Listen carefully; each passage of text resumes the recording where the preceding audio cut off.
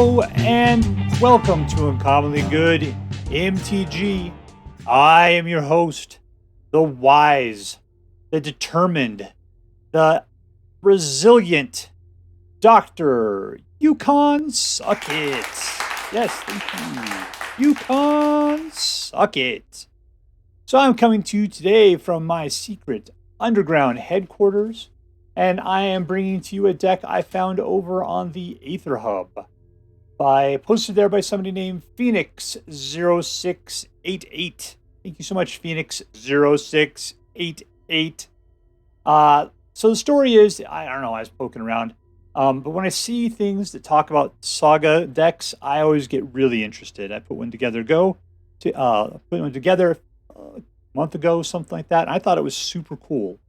And so I thought I'd love to try to do something else. And then promptly forgot entirely about it. So I think I was poking around and I found this one. And I thought, oh, it's a Saga deck again. Let's try it out. The other thing is it's got the Kami War in there. And I always thought this would be an interesting card. It looks super powerful. Of course, it costs, one of every color and an additional gray on top of that. But because it was a mythic and I wasn't picking them up in my just normal draws, I didn't have nearly enough of them to be able to put together a deck that relied upon them heavily. So it wasn't until I managed to pick up 4 that we could start. I could start putting these things together. But anyway, so today this combines 2 things I really dig, which is Sagas and Control. Because I'm of a mind that if you're going to play something that's a little janky, you got to kind of power pack the Control, so that way you can give yourself the time you need to get the rest of your janky deck together. So I'll tell you what, let's take a look at what's in this deck. We'll talk about it a little bit, and we'll go try it out. So on the low end, we've got Shigeki, the Jukai Visionary. Shigeki? I don't know. I like this alternate art. I think that's pretty cool. This guy, 4/2, is a 1/3, and he's got a couple of different abilities. So what's nice is that you put him out, he's got a big old 3-butt there, so he can help defend. For 2 mana and tapping him, you can return him back to your hand, in which case then you can reveal the top 4 cards of your library and put a land from amongst them into the battlefield tapped, and the rest of everything else in your graveyard. And even more so, you can use him as you could channel him as a sorcery or something. I might even be an instant. Is that kind of a thing, does it say? I don't know. But anyways, you pay 2 green mana, and then you have to pay 2 for every 1. But so basically you get half the mana of the X thing pushed into it. Where you discard this card, at which point you get to return X target non-legendary cards from your graveyard to your hand. But it's not about mana cost, it's just individual cards. So for 4 mana, you get back 1 card. For 6 mana, you get back 2 cards. For 8 mana, you get back 3 cards, right? And so both of those abilities are actually really good. I think he's in here primarily for his first ability, because we are playing 5 colors here, so you need to get your lands. And you need to be able to select certain ones, so you get that broad spectrum you're going to need to be able to play the cards in your hand.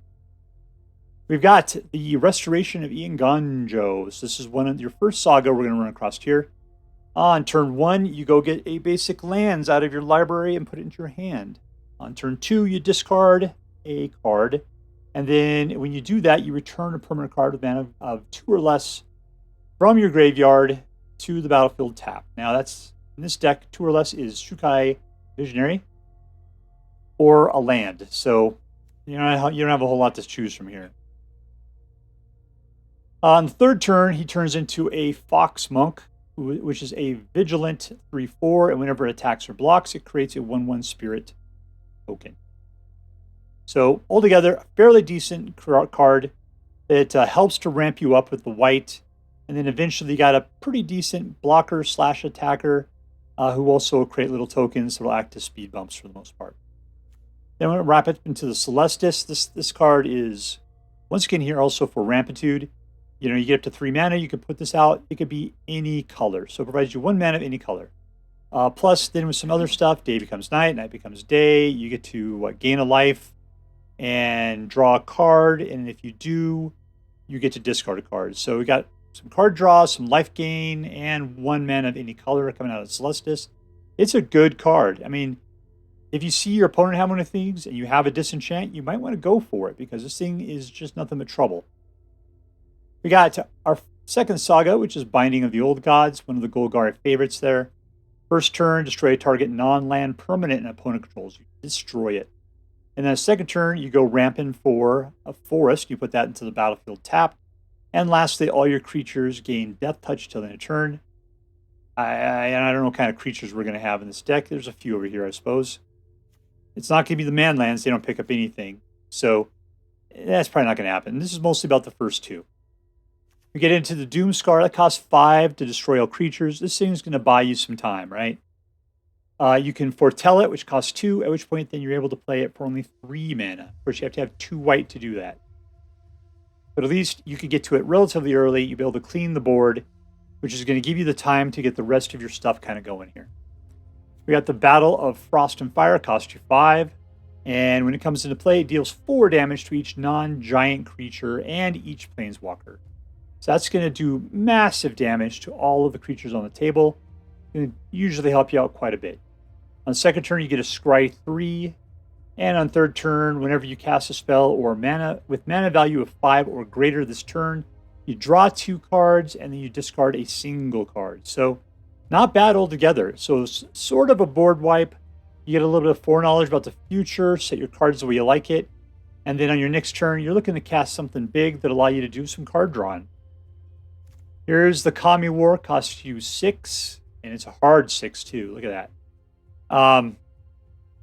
And so first turn, exile target non-land permanent and opponent controls.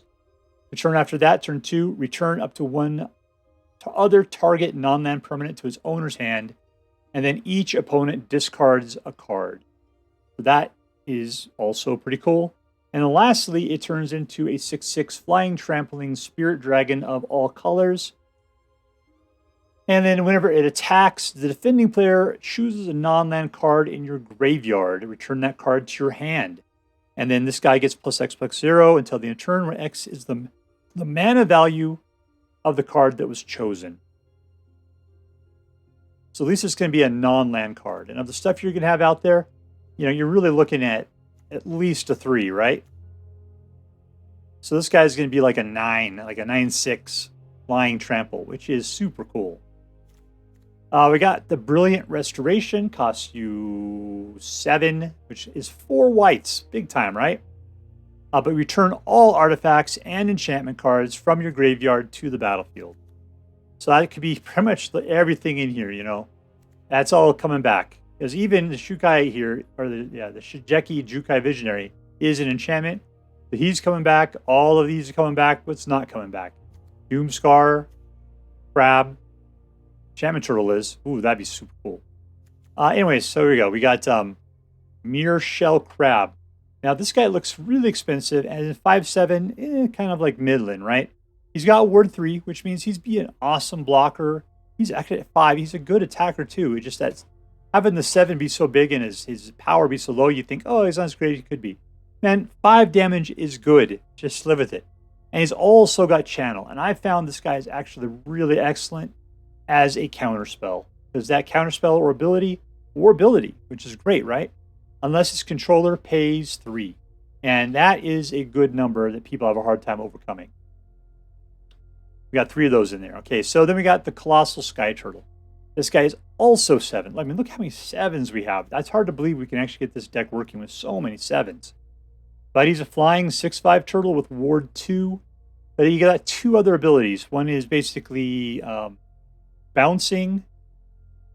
And another one is returning target card from your graveyard to your hand. So you got a little bit of graveyard recursion there. So, both of those are good abilities. It's just that you're always holding on to them so you can get up to that 7. It really, you may not really need it. It's mostly about making sure that you have enough time to get, your Kami, your Okagachi made manifest going on or whatever. Maybe you're going to rely heavily upon your man lands or something. I don't know. So there we go. We got our main creatures. Over here, we got a ton of lands of all different colors and types. Regular land, we got 1 Storm Giant. We got a Bounce Kamigawa land. We got a Disenchant Kamigawa land. We got a Hydra. Some duels. Let's see what else we got here. Overgrown Farmland. That's a duel. Tri-lands. Here's World Tree. So this is what I found recently is the thing that makes multicolored decks work. Because as soon as you get to 6 or more lands, then all of your lands have the ability to produce a mana of any color. So you just kind of like are trying desperately to either put together, all the colors you need to be able to cast what you need, or get to the world trees, because you'll need one of them out. At which point then you can then have whatever you need for everything.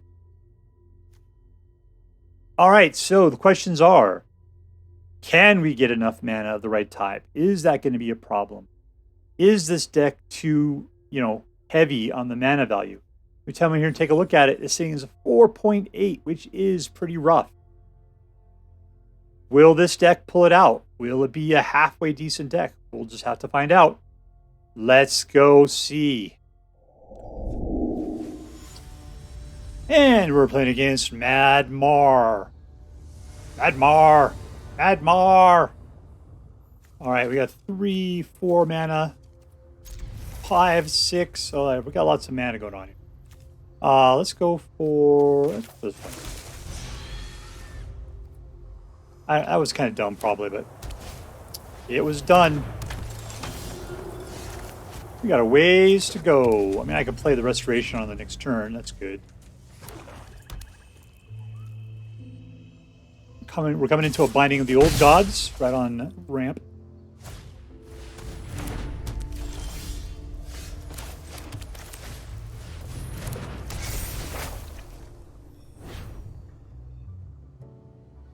You can do it. Come on. There we go.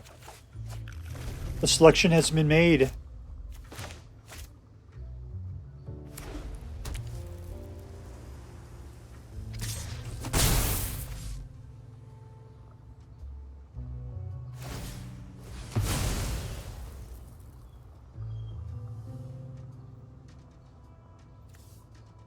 So 3 to channel the sky as a counter spell.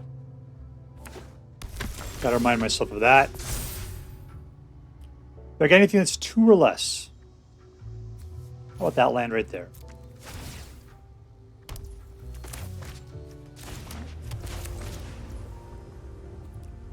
Ooh, did I not got enough? I thought I had...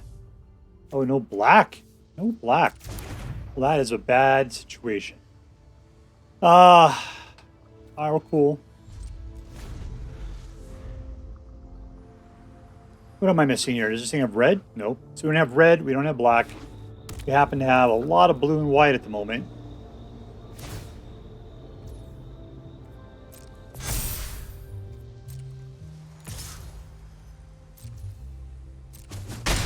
I could have jumped in front. Nope, he would have still... I could have killed him, but it would have been a... Lair of the Hydra would have died at the same time.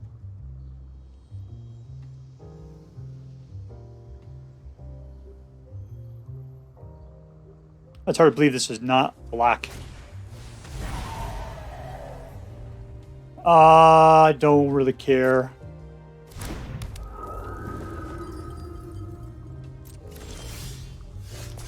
Not black. There's another white. So now I have 1, 2, 3, 4, 5, 6. I need 7 for the Colossal Turtle. These guys can kind of all line up. We shall be done. Alright, so I got to put out a Lair of the Hydra that would equal to 4. I could do much against the flying guy, but that's fine. And I can counterspell some stuff if I need to.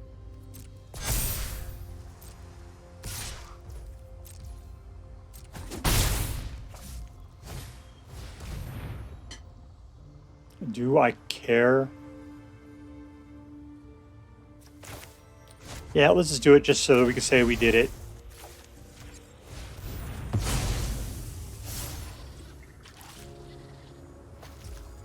Nothing for you. Nice. All right.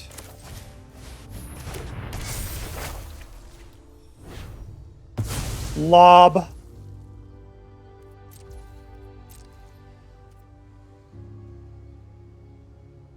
This guy's got vigilance, I seem to remember. Want to block it. 1, 2, 3, 4, 5, 6, 7. We get 8 here in a second. I could definitely put out a Mirrorshell Crab.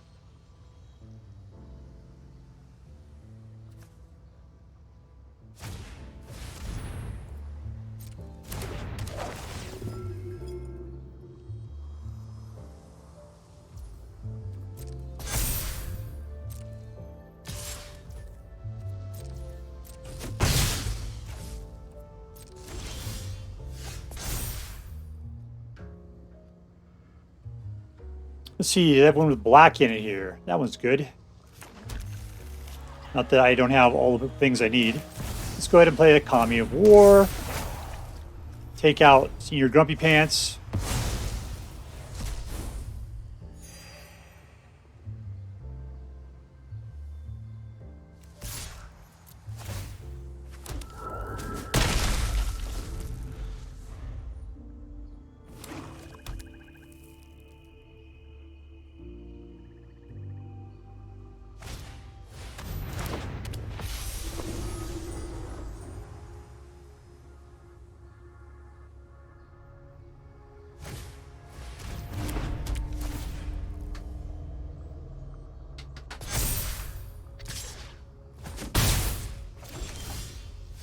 That's a lot of Celestus right there.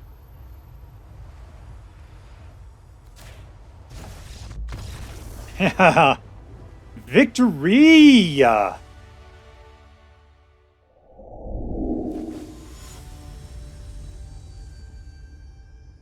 we're playing against Toocker.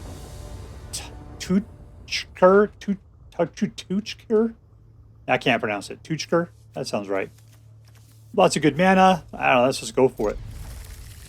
The Brilliant Restoration is going to take a long way to get to. Let's start off with the slow. Looks like we're building towards the Celestus. Colossal Skyturtle 7. This is 6. This is 7. All right, let's go for blue, because why not? We kind of need all the colors if we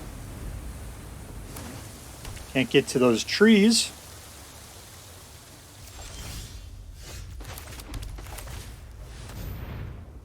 There's a Celestus. What are you going to do? You can try to cancel? Oh, you horrible jerk. Is this the kind of crap I'm going to have to play against?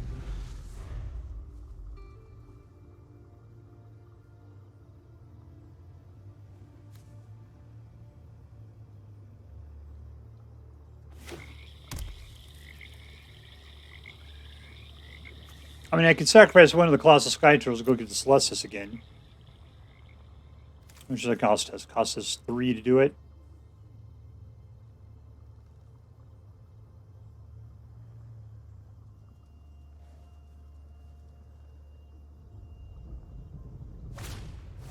Oh, I see. You wanted your own Celestus out, huh?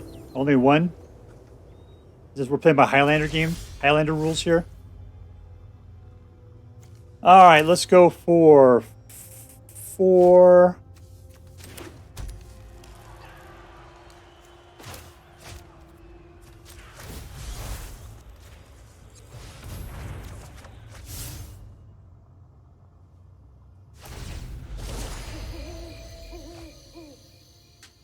Well, we're just going to be whipping through the day and the night between the two of us.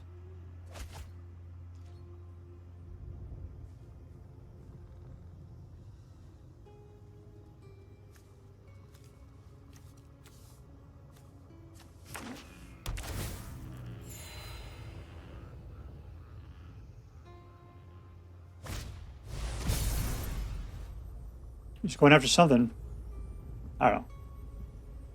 After the Common War, I'll just restore it. Get rid of Brilliant Restoration. That's your play here, my friend. There you go.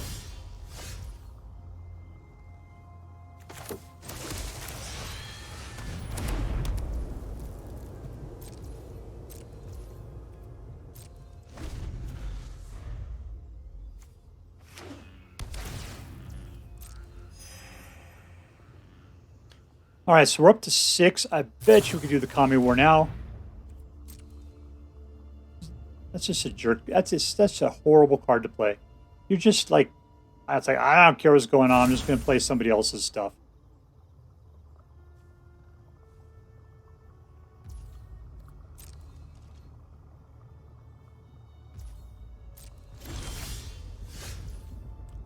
I think he's trying to counter me up there. He's got the mana for it. I should probably choke it back a little bit. Let's see. So we will put out as... green sounds good. He keeps looking at him. I thought we'll put out the Visionary. Oh, what can I do? I can actually bring something back, can't I?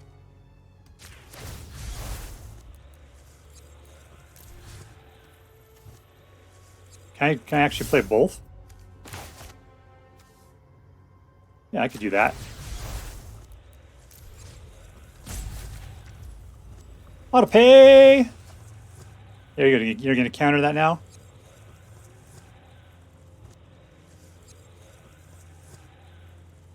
Do it.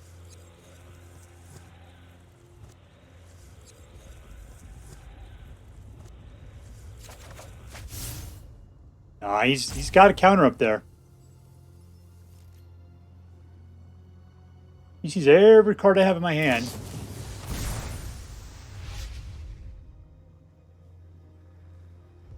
All right, he's out of mana at this point. Unless he played that on A, played that in my turn, didn't. So it'd been nice to be able to play something without the worry about getting countered.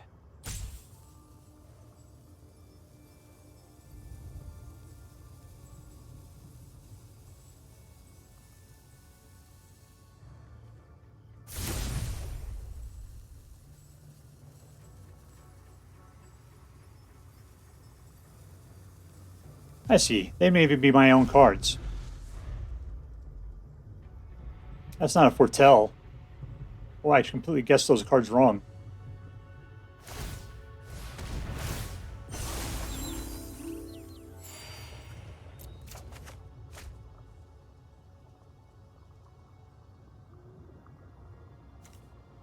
I don't think we need this.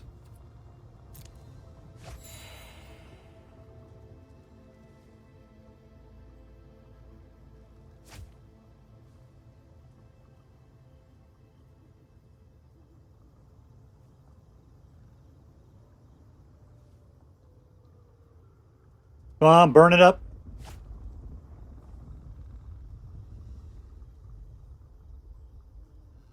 He's looking to dig. I'll tell you what, I'm playing regardless. I can't sit around here guessing what he's got in his hand.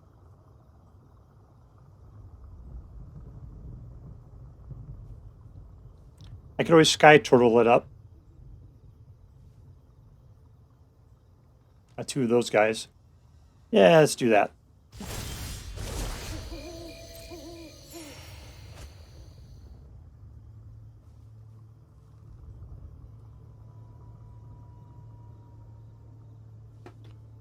All right, Toocker, you're taking a long time to make your turns up, my friend. I'll let somebody else play.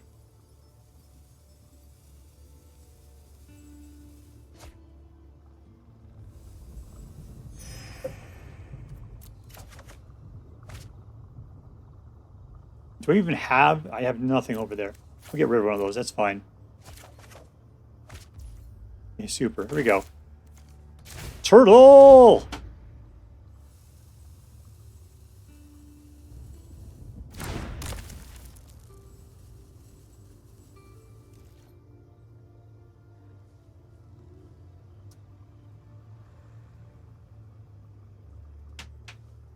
Keep looking. What is this guy? Ward 2, so he'll need at least an additional 2 to be able to kill this thing. He's got the mana for it. Shouldn't be that big of a deal.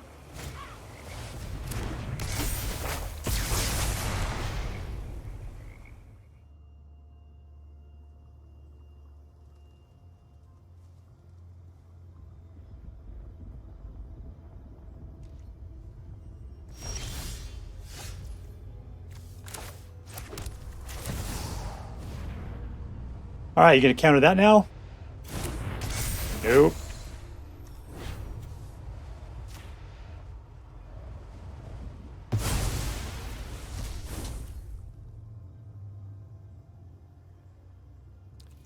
All right, Turtle. Let's go see what you can do.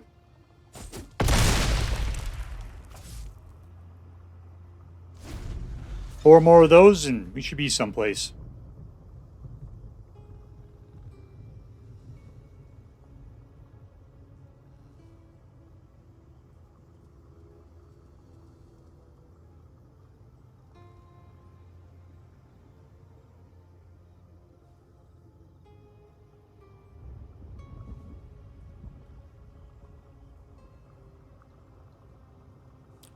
Well, this guy is totally into touching my cards. Well, I guess that's it. Victory!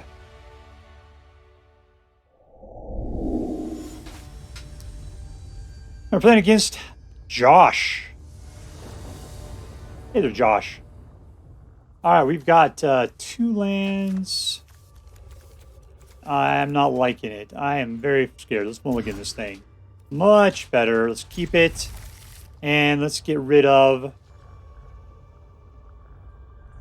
I do like that guy, but the ability to destroy stuff is so awesome. Alright, we're going to get rid of Eiganjo.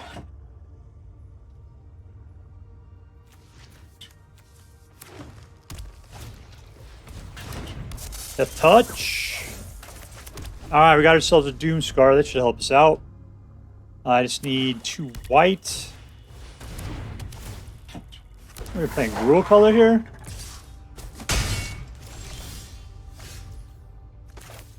Alright, well here's a single white. Let's go ahead and get this cocked up. I'll need the Celestus to put out on the next turn, which means 2 turns from now I can potentially Doomskar, depending on how grisly things get.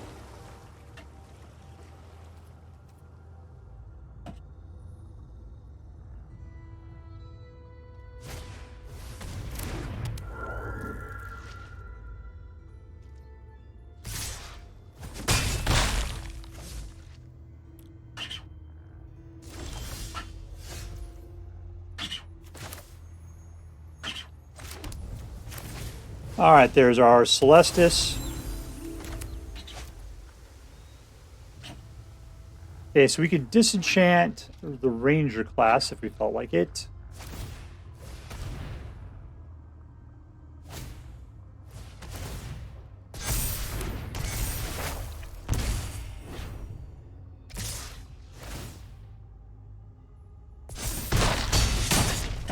Yeah, we gotta go for the Doomskar.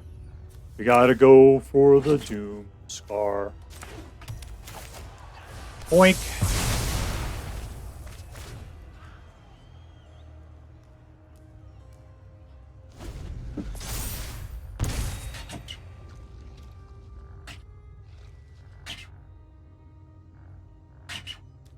We're up to 5 mana. We got 6 and 7 right here. Unless I try to disenchant some stuff. Finding the old gods will help us out. That guy can be killed.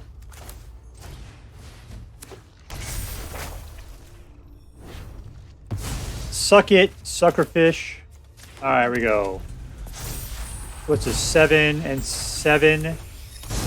We only got, what do we got? 1, 2, 3, 4, 5, 6. I got 7 at the next turn then.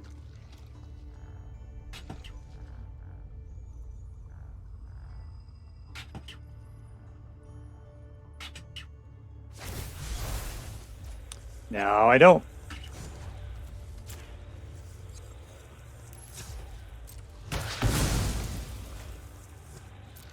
Oh, good. I get to get a nice land out of the deal. Sure, why not?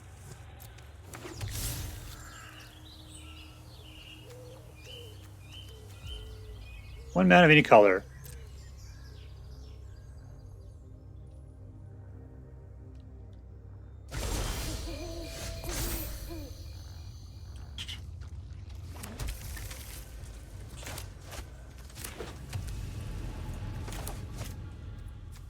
Turtle! This guy can't... Yeah, okay, I thought he was the guy that can't be countered, but apparently he can be. Oh, I love floppy arm frog guy. He has like a mean face, but he's such a gentle soul. Look at him. I just want to jump on him all day.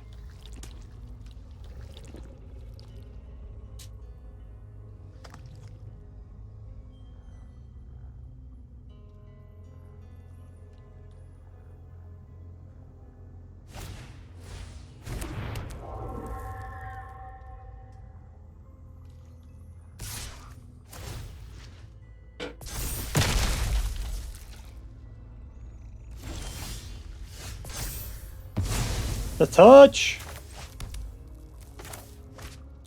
Let's go for a creature here. We got 2 more? Sure, let's do it. Wait. Can I bring something back? That's probably a better idea. I'll just wait until my next turn. At which point then I can start bringing things back from the graveyard. What's it going to be? Finding the old gods, probably. I mean, I could bring back everything and just play them out as I want to. That's probably the best course of action. Ooh, I've only got 4 life? Well, that sucks. Yeah, I'll probably have to just, bring back the Binding of the Old God just so I can keep myself alive.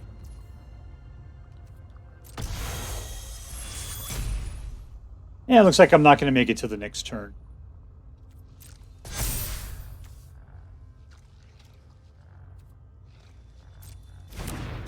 Oh, good. Still, I'm not going to make it to the next turn. Oh, wait. No, I'm not. Oh, I was so good.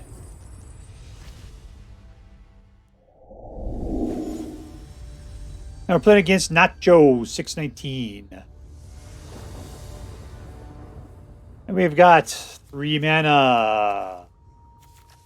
Any whites? No. Yeah, there's a white. There we go. I like it. We'll keep it. It's slow, but we'll keep it. Once we get 2 out, we'll be able to put the other ones down fast enough, though. Start off with this one. Another Eiganjo. Eiganjo. There's some green ramp for you. This is Tri-Land got no white, so we're doing this instead.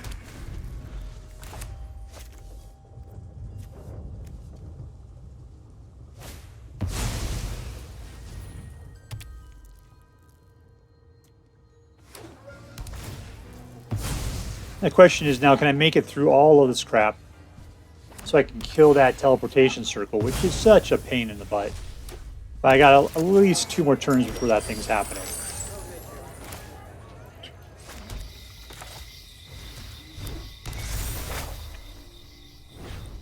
Basic land!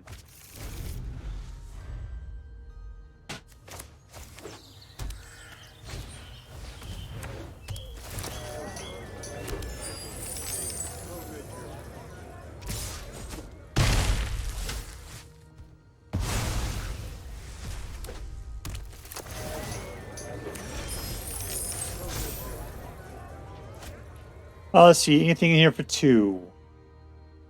I need that land. Let's do that one.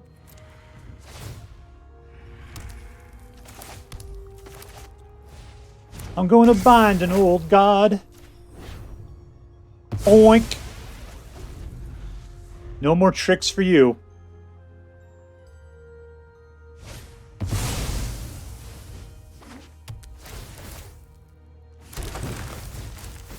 Yeah, that's a lot of life.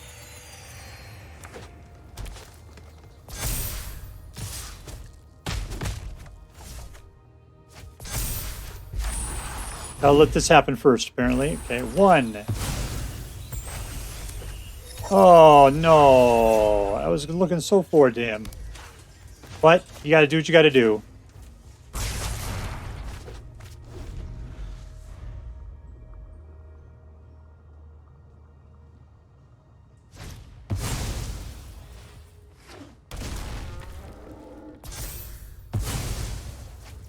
Here comes the Kami of War.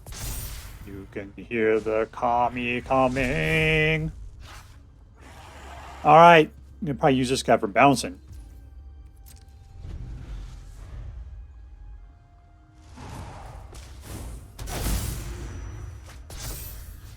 Yoink!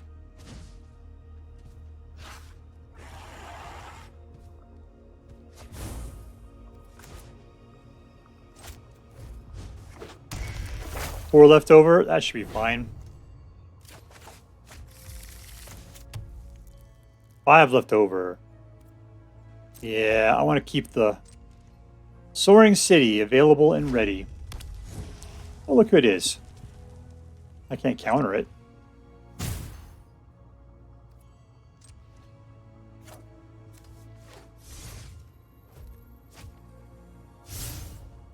There we go. Unfortunately, this means losing a dragon if I do it. Let's see. 2/2/2. Yeah, there we go.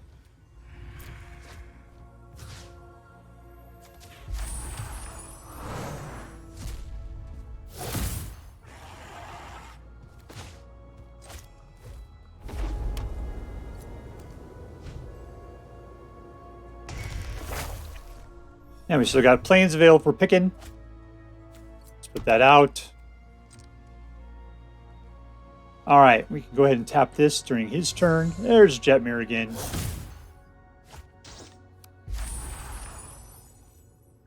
Discard a card, 2 or less. No, I'm good.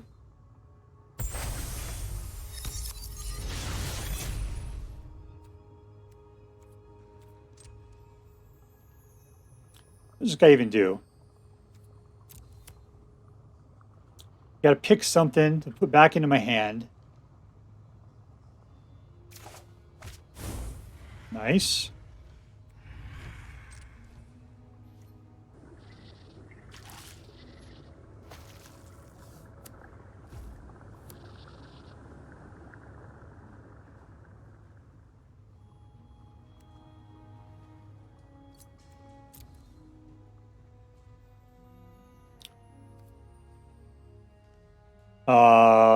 No, I'm good.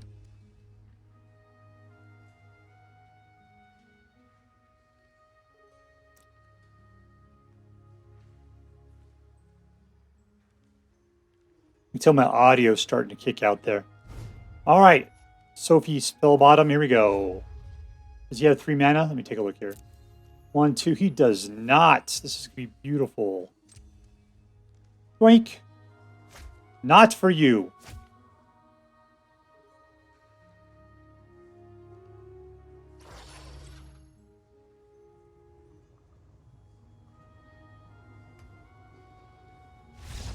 Boing! A little too much. Victory! All right, so here we are with Saga Control. And I gotta say, I really liked it. I did. I liked it quite a bit. I played a Saga deck. I think I put it together myself. It was a little while ago. I think I put a video together for it and everything. And I did like it quite a bit. It's kind of surprising. It's like, you play with Sagas all the time. Usually you have, 1 or 2 in your deck. They're really good at working with other things. And it's nice that 3-step approach for getting stuff. Now, but the other thing is that when you have a lot of Sagas and you're playing them all at the same time, you got a lot of things happening all over the place. And it's amazing the amount of value you get out of having multiple Sagas going at the same time. Because you're paying only 1 cost to put it in, but you're getting something on the first turn, something on the second turn, second on the third turn. And the cool thing is if you got 2 or 3 or 4 of those things going, then it's hard for your opponent to keep up on all the things that are happening. I guess it's hard for you as a player to keep up on those things too, but usually you're benefiting from those things, and so it's pretty nice. So what's one of the bad things about this deck? Well, it is 5 colors. We've got like white, blue, red, black, green. Yeah, it's all 5 colors here. This is a 5C deck, a Woolbug deck, whatever. And so we have to have a varied amount of mana that is all over the place. But the world trees help a bunch. The 3-color lands help a bunch. I can't say I've ever felt like I was particularly hindered by a lack of mana. The only thing I seemed to be fighting for was white, and only because I wanted to play my Doomskars to clear the board a bunch. That's probably the only reason. There was one time I was kind of fighting for black, just so I could play a Binding of the Old Gods. So Celestus is great across the board. So because it can get you whatever color you want, it gets you an extra mana, lets you draw a card. So there's definitely a lot of what you need to be able to get to all the different colors. And if you don't learn anything else from this deck, it's learning how to make a good basis for a multicolored deck, because this deck definitely has it going on. Between the Jukai Visionary, who's able to go and fetch back, look at reveal the top 4 cards of your library, put a land card from amongst them into the battlefield tapped. Celestus, who's capable of putting it out. This guy's white ramp. This guy's green ramp. And then beyond that, it doesn't really matter too much. These guys are super expensive. So, but you got a lot of stuff going on over here as well. So who was the real the hero here? And I got to say, to me, it was probably Doomskar was my real hero. I was always aiming for Kami of the Kami War. The problem is that you get him out and most people just poop their pants and quit the game. So it's flying and trample, and he basically makes the other person help you out. How much you can do about that? The Colossal Skyturtle with Ward 2, he's all right. He's so expensive, though. He's so expensive. I mean, it's nice that you can use him for his other abilities there. I really did enjoy bouncing people back out of there. That was actually pretty cool. And the big friend I've been seeing recently, people have been picking up on this, is the Mirrorshell Crab. He's a 7. It makes him a 5/7 with Ward 3. But still, just thinking of him as being a counterspell for 3, where the other person has to pay 3 to overcome it, I really like that. I think that works out well. That's a well-placed counterspell, and the price isn't so bad. I think the big thing that makes this deck work as well as it does is all of the control. The Binding of the Oldskar, the Doomskar, the Battle of the Frost and Fire, the Mirror Crab, the Mirrorshell Crab with countering stuff, the Colossal Skyturtle with bouncing, the Kami War with getting rid of pretty much anything that's not a land and bouncing other stuff back. What doesn't do it at this point is really harder to say there. We do have our man lands. There's a Storm Giant. I know we have the Hydra in here somewhere too. Yeah. So, I mean, it's got a lot going on for it. It's got a lot of activity. It was good. So let's talk about this deck. Is it competitive? And I don't know the answer to that. In my play, I got a 58% win rate out of 12 matches. 71% on play. So if you play first, you got a huge chance of being able to win with this deck. But on the draw, it was only 40%. And I gotta say, from playing this deck, I'd say the biggest problem is the huge lag you have at the beginning of the game, where you're not doing anything but just building up mana resources. Because you don't have really any control in the light range there. The first you see is right here at 4, and the Doomskar is your first big thing. Now, you can play that thing at turn 3 potentially, but there's a lot of setup that goes into that. So here's like 5, right, before you can start actually wiping the board. So aggro decks, things that go off way too quickly, those are the guys you got to watch out for, especially if they get to go first. There's like there's very little chance of you surviving those particular games. So is this deck competitive? I wouldn't take it on the ladder. I wouldn't. But if you're just looking to play, yeah, you're gonna get some pretty good wins out of it. It's it's over 50% probably. Is it fun? To me, yeah, I'd say it's fun. It's not as fun as other decks. It's midland fun. Let's put it that way. I really enjoy the SAGAs doing SAGA stuff. They're not putting dudes out though. I did like the fact that it's destroy this, wipe out that, get rid of that. There's not really that many SAGAs in here. This guy here gets you a land. There's just a few. They do their thing. It's okay. It's not a horrible deck. It's not unfun, but it has some mirth and humor to it. Let's put it that way. And then, is there a theme? Yeah, I'm willing to give it. It's a SAGA deck. It feels like a SAGA deck. You can feel it. The SAGAs don't really go well with each other. I mean, as far as like the thing, it's not like the Kami War has anything to do with giants. Has anything to do with, I guess Kamis and gods kind of do to a certain degree. But I'm going to give it to it. I'm going to say, yeah, this is a SAGA deck. I'd say that's it. So, how do we put all those things together? Not very competitive, sort of fun, but it's got a pretty decent theme. I'm going to give this deck a B+. That's what I'm going to give out of it. So a B plus means it's probably enough fun that when you're just looking to play and want to play something a little bit different, this might be the deck for you.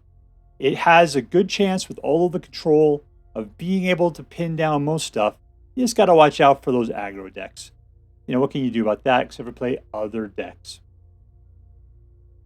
So that's it. If you end up playing this deck, I hope you have as much fun as I did.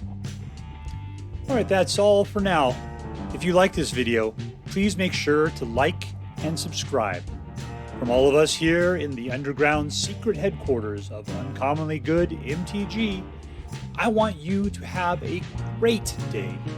In the words of my people, word to your mother. Bye.